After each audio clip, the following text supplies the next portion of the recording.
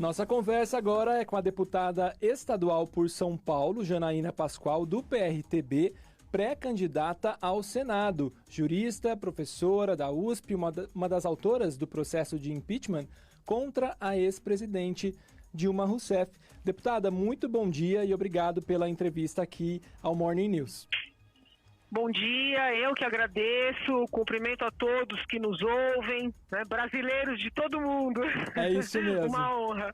Falamos com uma comunidade brasileira enorme nos Estados Unidos e em várias partes do mundo também que acompanham o Morning News aqui na Rádio Insuperável. Deputada, você ganhou os holofotes, né, da apresentação do processo de impeachment, né, contra Dilma em 2016, entrou para a política definitivamente em 2018 e se tornou aí a deputada mais votada da história, com mais de 2 milhões de votos. A gente está quase no fim do mandato de Bolsonaro, né? Ele está sendo um bom presidente, deputada? Eu acho que ele é um bom presidente, sim. Ele é um bom presidente. Acho que trabalhou bastante para várias causas. Apesar de errar no tom e nas falas, acertou muito nas ações, inclusive durante a pandemia, conseguiu providenciar o auxílio emergencial sem precedentes, né, com muita agilidade, viabilizou também toda a utilização do SUS. O Brasil conseguiu, né, dar conta vamos dizer assim, de atender mesmo a população. Aqui na Assembleia eu recebi vários tipos de reclamações que nós podemos até esmiuçar no decorrer do nosso diálogo, mas jamais da falta de vagas, entendeu? Da falta de atendimento, e foi SUS, né? Na sua maioria. Então eu acredito que ele está sendo, sim, um bom presidente. Agora, eu sou uma pessoa crítica e por isso até sou muito mal compreendida. Eu entendo que na questão da forma, na manifestação, poderia haver melhoras, né? Poderia ter sido diferente. Então eu não sou aquela apoiadora que aplaude tudo. Eu vou aproveitar que você citou essa questão aí da forma, né? E nos últimos anos, né? Nos últimos 3 anos e meio, né? Do mandato do Bolsonaro, a gente também acompanha uma enxurrada aí de desinformação, tanto por parte de alguns políticos, como também uma parcela da imprensa, né? Você já adiantou, né? O Bolsonaro exagera, talvez, em algumas posturas, mas você também acha que a imprensa, às vezes, exagera ao explorar e repercutir também todo tipo de fala do presidente, acaba virando uma manchete, e isso também dificulta o trabalho? E o olhar é sempre negativo. Eu vou te dar um exemplo. Não nem vou falar do presidente, vou falar de mim. Eu já peguei situações de uma deputada de esquerda fazer alguma crítica, independentemente de concordar ou não. A manchete é sempre: deputada, tal, critica tal coisa. Quando eu faço uma crítica, seja a quem quer que seja, como eu sou de direita, o verbo que se utiliza é atacar. Janaína ataca, entendeu? Isso pode parecer algo de menor importância, mas é muito simbólico. Então, a crítica que vem da esquerda é crítica, é construtiva, é colaboração. A que vem da direita é ataque. E esse olhar, ele é lançado, né, sobre as ações de todos os direitistas. Por quê? Porque a imprensa é muito dominada pela esquerda. E eu não falo isso como é fato, sim, entendeu? Não é uma forma pejorativa, sim. Tem muito a ver com toda essa discussão sobre, vamos dizer, uma luta cultural, entendeu? A esquerda foi muito hábil em ocupar esses espaços de formação de opinião. Algo que a direita não soube fazer, não está fazendo, e infelizmente com um comportamento assim muito fechado, às vezes até um pouco egocêntrico, né?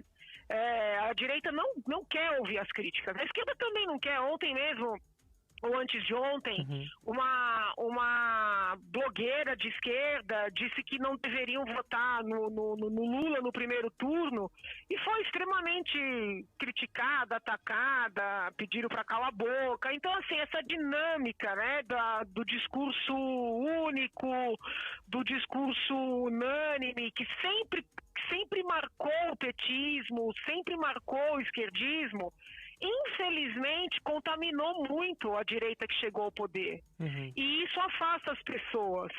Sim. Entendeu? Então, assim, mesmo com os méritos do governo Bolsonaro, eu sou obrigada a chamar atenção para os pontos negativos, não com o intuito de desmerecer, mas com o intuito de alertar. Porque eu conheço pessoas que fizeram campanha para o presidente, votaram no presidente, então não é que alguém me contou, eu presenciei, né, a campanha, pediram voto pro presidente, e que me dizem hoje que não votam nele de jeito nenhum. E isso me preocupa demais. Né? E quando a gente conversa sobre isso com os colegas, que são apoiadores do presidente, que estão ao lado dele em cargos de poder, ou ali apoiando no Congresso, no lugar deles ouvirem, refletirem e tentarem mudar em alguma medida, eles ficam mais fechados, eles vão mais para aquele discurso de que as pesquisas estão erradas, que os números não são esses. Então eu fico preocupada com esse comportamento, entende? Essa preocupação, ela está bastante latente mesmo nas suas redes sociais. Inclusive ontem a senhora, você, né? Você fez um post... Por favor. Sim, claro. Você fez um post falando justamente dessa despreocupação com as pesquisas, como se o cenário apresentado fosse uma mentira. A senhora não acredita, né? A senhora vê como uma possibilidade real mesmo de o PT voltar ao poder, né, deputada? Vejo como uma possibilidade real. Eu sou uma pessoa muito realista, eu não sou uma pessoa que se iluda, né? Então eu trabalhei, por exemplo, eu sou professora da USP, estou licenciada, desenvolvi uma disciplina chamada Segurança Pública, tanto na graduação como na pós-graduação, e a primeira parte dessa disciplina eu analiso com os meus alunos as estatísticas, né, os números de homicídios, de latrocínios, de roubos. Eu sempre alerto os alunos, olha, toda pesquisa, ela é um retrato de uma amostra, né? Pode ter, vamos dizer assim, alguma orientação, algum viés, pode ter erro, pode a interpretação ser inadequada, mas nós não podemos desprezar essas fotografias, entendeu? Entendi. Elas dão alguma indicação. Sim. E o que eu percebo no político tradicional ele valoriza quando os números estão a seu favor e ele desvaloriza quando os números estão em seu desfavor. Usando a mesma fonte. E pode até ser interessante do seu ponto de vista de marketing, mas a meu ver não é inteligente, né? Então nós temos que olhar, mesmo limpando de todos os vieses, né, todos os eventuais direcionamentos, é necessário entender o que esses números nos indicam. Algo está errado. Ou algo precisa ser melhorado. Sim. Ou a mensagem não está chegando da maneira que a gente quer passar, ou nós não estamos recebendo da maneira adequada. E eu não percebo esse juízo crítico. Da direita. Sim, entendi. Não, a esquerda nunca teve, tanto é que eu nunca fui esquerdista. Mas assim, eu tô tentando alertar o pessoal da direita, porque senão vai perder feio. E vai ficar falando que teve fraude, que teve... Entendeu? Não adianta. Eu quero resolver os problemas agora para ganhar. Isso, eu queria chegar nesse ponto da fraude, né? Porque nos Estados Unidos, a gente fala para essa comunidade brasileira que vive nos Estados Unidos, houve uma situação muito parecida. Inclusive até hoje, né, 1 ano e meio depois do resultado, o Donald Trump, ele insiste ainda, né, para os seus apoiadores que houve fraude, né? Mas a gente sabe que não foi isso que aconteceu exatamente, ou ainda que, vamos fazer uma suposição, ainda que tenha acontecido, o presidente não é ele. Isso, então, você acha que é um caminho que não deveria estar sendo pregado aí pela direita, como se isso fosse uma válvula de escape, aí uma justificativa para a derrota? O que você pensa sobre isso, deputada? Eu sempre defendi, muito antes do presidente levantar esse debate, eu sempre defendi o voto impresso, tá? Não por discordar ou desconfiar das urnas, mas por ser uma medida de maior segurança. Como eu disse, eu desenvolvi uma disciplina sobre segurança na universidade.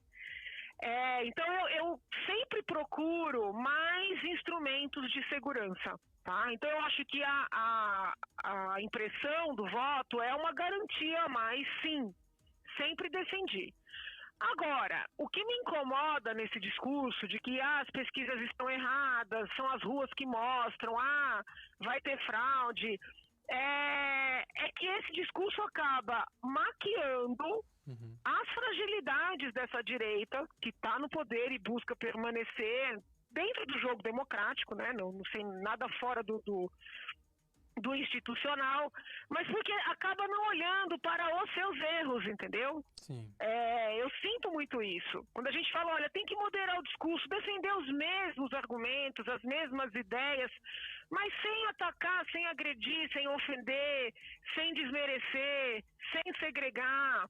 E em regra, entra-se num comportamento defensivo, muito parecido com daquela esquerda que eu busquei livrar o país dela, entendeu? Entra-se num comportamento defensivo, muito parecido com a segurança, vamos. Mas ao lado disso, né, vamos procurar entender onde cada um de nós pode melhorar. Eu acho que essa autoanálise é que está faltando. E você também critica muito nas suas redes esse endeusamento, talvez, não sei se seja a palavra, da pessoa, né? Que você até faz uma comparação, que isso... Você fez um comentário esses dias falando o que difere isso do PT, né? Você fica defendendo a pessoa, mas a causa é o Brasil. Isso também é um erro que a direita está cometendo. Olha, é até interessante, porque tem gente que vem nas minhas redes e fala traidora, traidora. E aí eu sempre, como eu sou muito coerente com tudo que eu falei e escrevi, e diferentemente de Fernando Henrique, eu não rasgo o que eu escrevi, eu sempre faço questão de lembrar para as pessoas que na convenção do PSL, que agora já não é mais PSL, que aconteceu lá antes da eleição, quando o presidente me convidou a ser vice na chapa dele, eu peguei o microfone e falei, gente, tomem cuidado para não fazer um PT ao contrário. Sim. Então, assim, a eleição foi depois desse meu discurso. Quem votou em mim, né, e esse discurso ele apareceu em toda a imprensa. Verdade. Quem votou em mim, votou sabendo. Eu nunca concordei com essa ideia de dividir a nação, de nós e eles, de impedir as pessoas de divergirem, de colocar como inimigos aqueles que convergem em vários pontos, mas não em determinadas questões. Eu nunca gostei desse comportamento. Aliás, algo que me moveu, né, a combater o PT, e acho que ninguém melhor que eu combateu e combate, né, essa ideia do totalitarismo, foi esse espírito de querer calar o divergente. Então eu não posso admitir essa mesma forma de agir, ainda que seja do lado da direita, entendeu?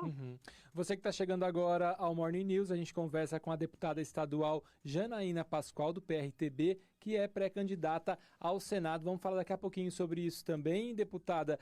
Você citou agora, lembrou, né, o convite de Bolsonaro, né, para que você fosse a vice dele na chapa.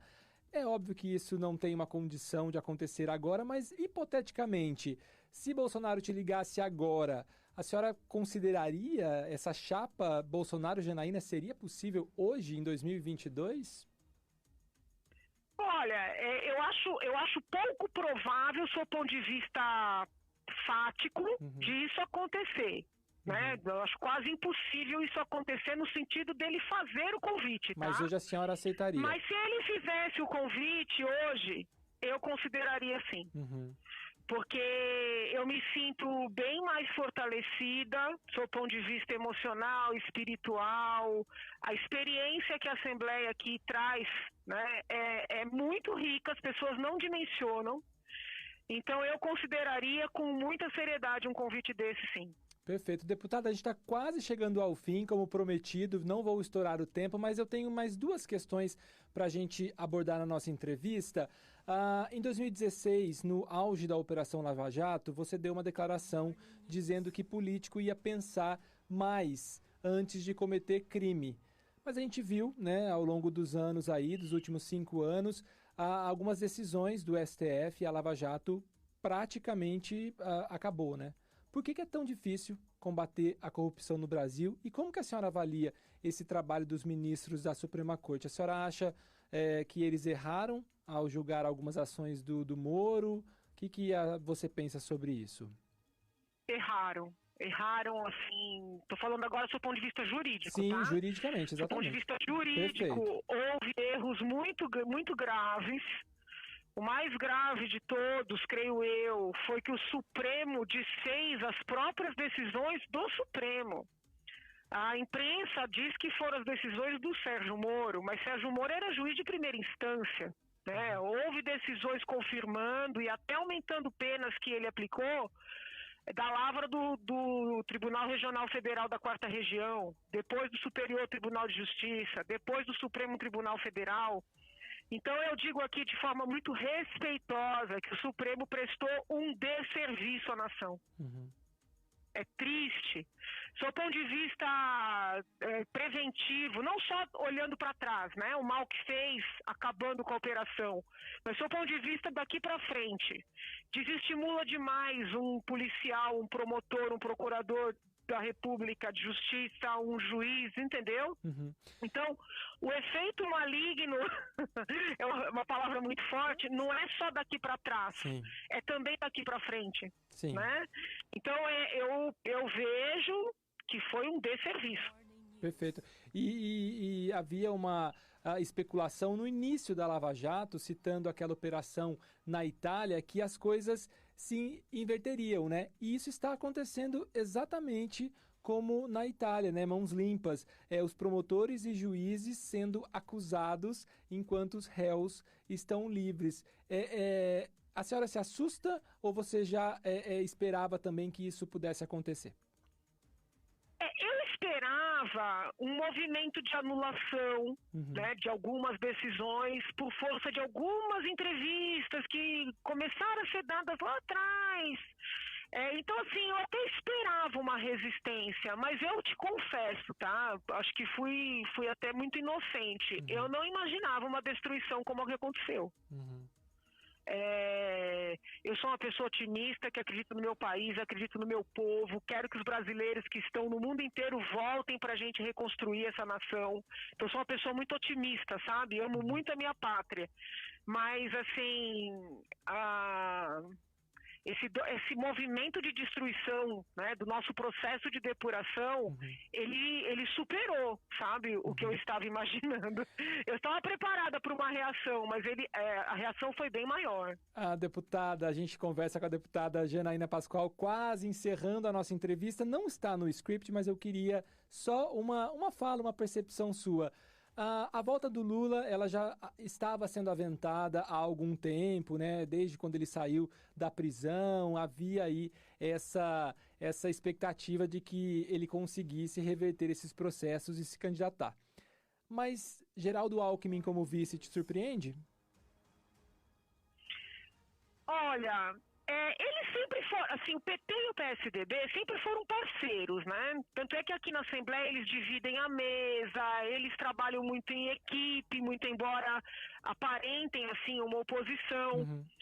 Só que o Alckmin aceitar ser vice do Lula assim, de certa forma, trair todo o seu eleitorado, né, de 2 décadas.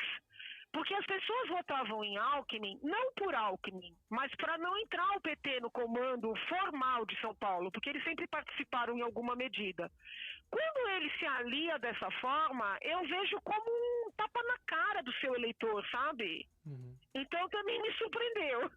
Perfeito. Janaína Pascoal, para fechar a nossa entrevista, a gente tem um quadro rapidinho, você deve escolher entre as 2 opções aqui que a gente vai apresentar. Ou aqui tem uma terceira via, tá? Mas aí a terceira via é a seu critério, tá bom, deputada? Tá. E não é tão simples assim. Por exemplo, a primeira, escolha entre Dilma ou Lula. Mas como é que eu faço a terceira via disso aí? Você pode escolher, você pode falar, não quero nenhum dos dois de jeito nenhum. Terceira então via. eu voto nulo. Vota nulo, perfeito. A terceira via é o voto nulo da deputada. Porque eu tenho que entender se tem uma NDA, né? Não. Nenhuma das anteriores. Você escolhe, a seu critério. Voto impresso, entendi. Voto impresso ou urna eletrônica? voto impresso. Perfeito. STF, indicação política ou não? Olha, eu acho que se a gente respeitar o currículo, né, a forma de chegada ela é a menos importante, mas é necessário que seja alguém com um currículo consistente, com muita experiência. Eu defendo que sejam pessoas mais velhas, sabe, mais maduras.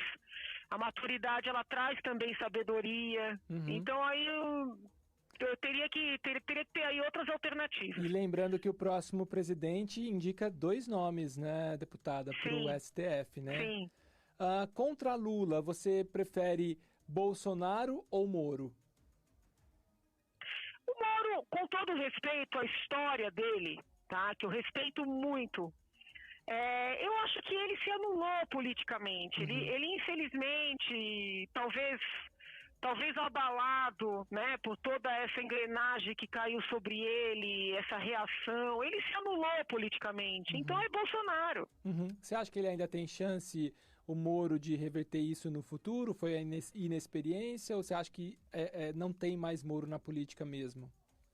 Não, gente, olha, na vida tudo é possível. Né? Eu não vejo neste pleito condições dele se viabilizar, por exemplo, na disputa presidencial. Né? Ele foi para um partido que o anulou.